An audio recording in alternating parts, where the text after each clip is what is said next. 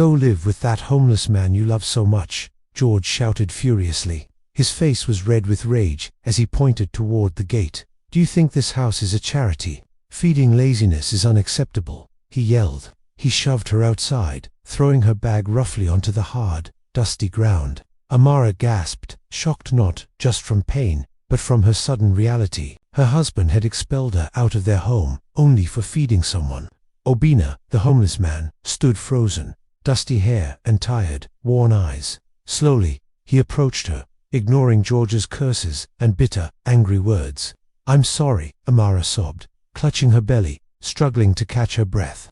You acted from your heart, Obina said, his voice calm and reassuring. Amara looked up, confused. He didn't sound like a beggar anymore. Then he reached into his torn coat and pulled out a sleek iPhone. She blinked, stunned, wondering if it could really be genuine or functional. He dialed quickly, speaking in tones unlike his ragged, worn appearance. Yes, I'm ready. Bring the convoy to my location immediately, he said. Amara stared in disbelief as the sounds of engines filled the quiet street. A convoy of black SUVs shining like onyx stopped right in front. Uniformed men with earpieces and sunglasses stepped down, moving with precision. One of them opened the back door and bowed politely to him. Wait, sir, Amara whispered softly, her eyes wide with disbelief and awe. Oina's gaze softened as he turned toward her, voice warm and gentle. My name is Chief Oina Oki, CEO of O Holdings, Kingmaker, he said. I've built nations, helped presidents, but recently I was just a hungry man, and you, Amara, showed me kindness when I needed it most. He smiled. The last image she saw was George, frozen, mouth agape in shock. Security guided her into the car with the respect of true royalty. 7 days earlier, the air in the small bungalow felt tense and heavy. Amara stirred a pot of jol of rice, her pregnancy belly straining. The aroma of rice and fried chicken briefly made the house feel normal. George's shadow appeared in the doorway, voice low, sharp, filled with disapproval. I've told you, Amara, don't give our food to strangers, he warned. He's not a stranger, she replied softly. He's a human being like us. That's worse, George spat angrily. You feed him like his family, blindly. Amara's eyes softened, speaking with quiet wisdom her mother had once taught. Those who give never lack. George, helping others is never a waste. George hissed, shaking his head, frustrated by a lesson he could not understand. If we're robbed, or worse, what will your wisdom save us then? Amara said nothing. She knew George could not grasp the meaning of kindness. When the knocks came, 3 soft taps on the gate morning light, Amara quietly took a food pack, filled with rice and chicken. Outside, he stood dirty, barefoot, coat worn, hunger visible in his eyes. A tired smile appeared on his face as he whispered, God bless you. She watched him eat, heart swelling with warmth she hadn't felt in years. Turning back, she saw George standing silently, rage flickering in his eyes. You did it again, he demanded quietly as she entered their home. I just gave him chicken, my chicken, she whispered, voice shaking with fear. You dare disobey me in this house. You're no longer my wife, he roared. I'm pregnant. I'm due any moment. Please, George, don't do this, she pleaded. Who knows if this child is even yours? He spat, eyes cold. He shoved her outside, slamming the gate behind her with violent finality. Obina approached calmly, kneeling beside her, changing her life forever with one gesture. Within minutes, luxury engines rolled past the security gate, overwhelming the street. She sat quietly, holding her belly, unsure if this was reality anymore. Her mouth dry, heart racing not from fear but confusion and wonder. Oina, now beside her in tailored navy blue, looked entirely different from earlier. I know you're shocked, he said gently, but everything will be okay soon. Amara blinked back tears, struggling to understand why he was doing this. You showed me kindness without expectation, feeding me when I was hungry, he explained. You gave your best, even when you didn't know who I was. Amara shook her head, whispering, but my husband hates these acts of kindness. Obina nodded sadly. Then he never understood the true meaning of wealth. The car curved into a compound so massive it seemed unreal, magical. Amara gasped at the cream-colored mansion with towering columns and shining windows. Fountains shaped like golden lions splashed water, reflecting sunlight in dazzling patterns. Staff lined both sides of the driveway, bowing respectfully as the car approached. A maid opened her door, while another rushed forward with a wheelchair. "I can walk," Amara insisted, but waves of pain stopped her movement. "No, ma'am," the maid replied quickly. "You'll be cared for completely here." Marble floors, gold chandeliers, and priceless paintings made her feel utterly surreal. She was led to a bedroom with velvet curtains and a garden view. Attendants gently undressed her, providing silk gowns and warm towels for comfort. "Madame, you're safe now," one said, adjusting pillows for her relief. 2 weeks later, Amara cradled her newborn, soft brown eyes, tiny fingers. She named him Sam, short for Samuel, meaning God has finally heard. The birth took place in a private hospital suite, fully owned by ENA doctors, midwives, and 2 personal nurses had been on standby continuously. George never called, texted, or even inquired once about her or baby. The garden was the same one where, 17 years earlier, Chief Abina had first introduced her to Jonathan. The same frangipani trees still perfumed the evening air. The same fountain still sang its quiet song. But everything had changed. Amara, now 41, moved with the calm certainty of a woman who had survived fire and come out tempered steel. Her gown shimmered deep emerald under the fairy lights. Diamonds glinted at her throat, gifts from a husband who still looked at her like she hung the moon. Chief Abina closed his book and smiled up at her. "My daughter," he said, voice thick with pride. "You look like royalty. I feel like it tonight." She laughed softly, sitting beside him. Sam's speech. "Did you hear what he said about kindness never being weakness?" I heard the old man's eyes shone. "He was talking about the day you gave a hungry stranger food on the street. That stranger turned out to be me." Amara rested her head on his shoulder, the way she once rested it on no one, because there had been no safe shoulder to claim. "I came to tell you something," she said. "Speak NWAM. Sam matched her Johns Hopkins for his residency. Full scholarship. He leaves in 3 weeks. Chief Abina let out a joyful shout that startled the birds from the trees. "This boy will make us cry forever. There's more." She took a breath. "He asked Jonathan and me to adopt him legally. He wants our name on every document, every degree, every passport. He said, 'Mom, I've had only one father in my heart my whole life. Let the world finally match what's true.'" The old man wiped his eyes with the heel of his palm. "And you came to ask for my blessing. I came to thank you. Because none of it would have happened if one day a broken pregnant woman had not shared her last gari with a stranger under a bridge." Chief Abina took both her hands in his weathered ones. "Listen to me, Amara. I was the one who was saved that day.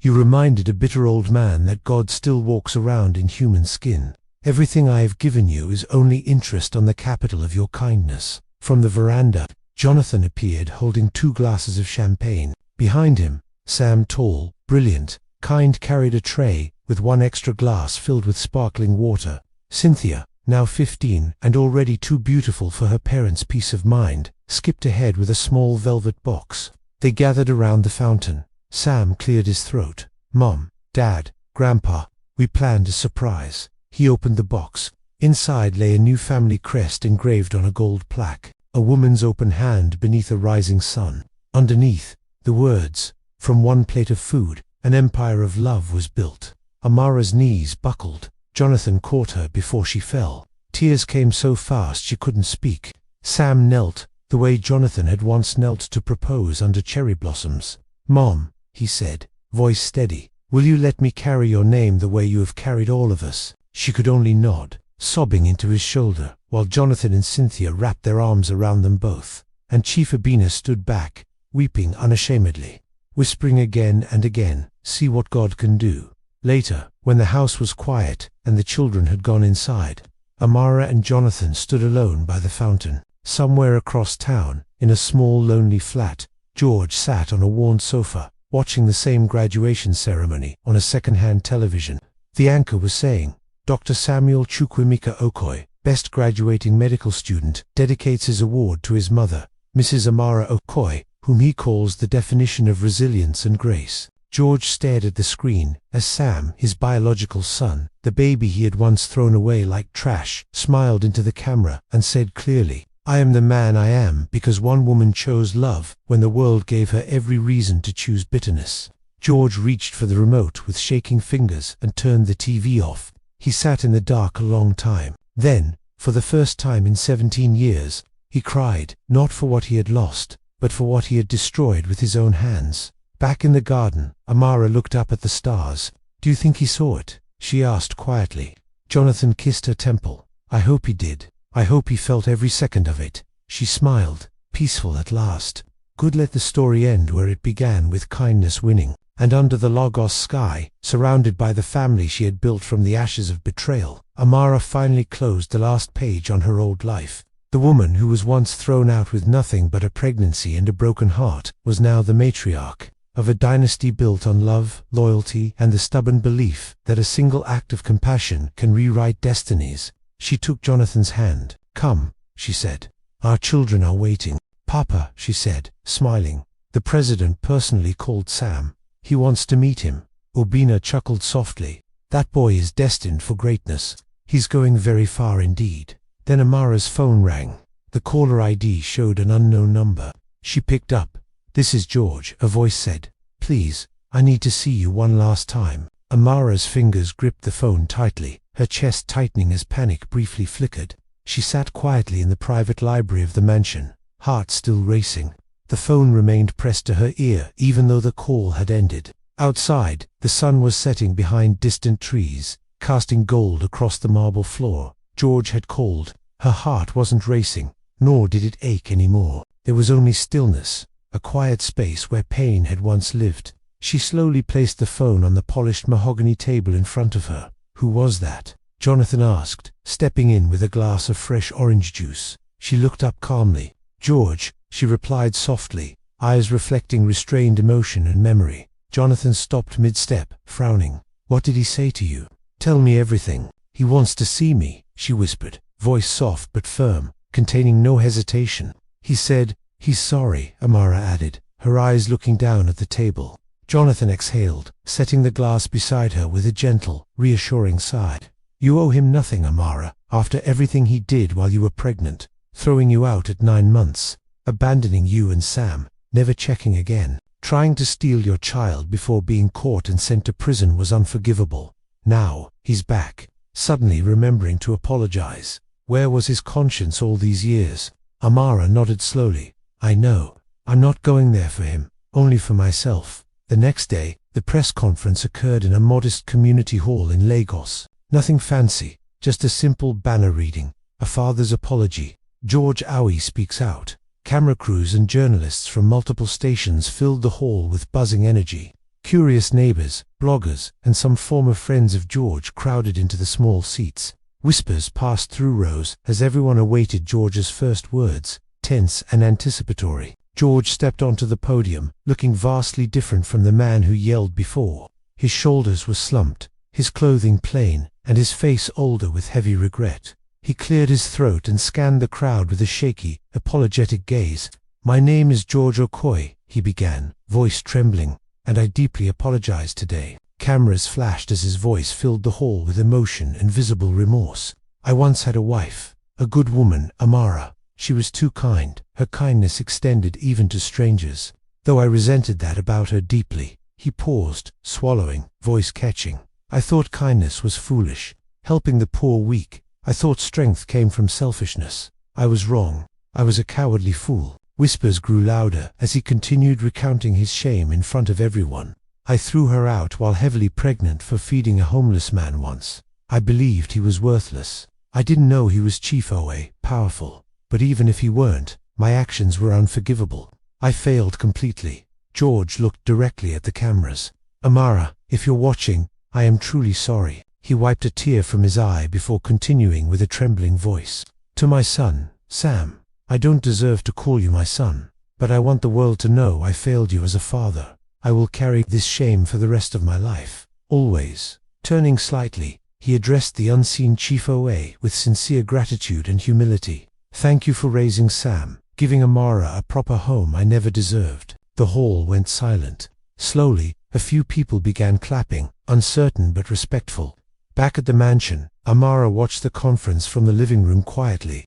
Jonathan and Chief Ina were beside her, witnessing the apology and public display. She sighed softly, standing up. "He's finally realized what he lost," she murmured. Jonathan asked quietly. Will you let him meet Sam? Is that your decision?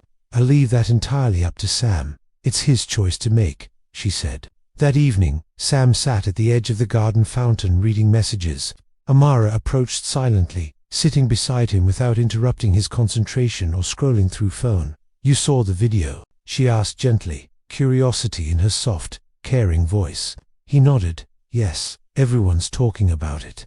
Even some classmates sent me clips. Amara smiled faintly. He asked to see you. He wants to meet now. Sam looked up, confused. Why now? Why suddenly does he want me now? She didn't answer. Instead, she touched his shoulder, giving quiet support and comfort. You don't have to see him. You are under no obligation at all, she whispered. Sam sat silently, shaking his head, eyes dark with memories and early resentment. He didn't want me when I was a baby. He ignored me completely. He never fed me, clothed me, or even knew my school or friends. But now, I am celebrated, and suddenly, he remembers he is my father. Amara opened her mouth, then closed it, overwhelmed with his words and reasoning. I already have a father, Sam said firmly, voice steady and resolute.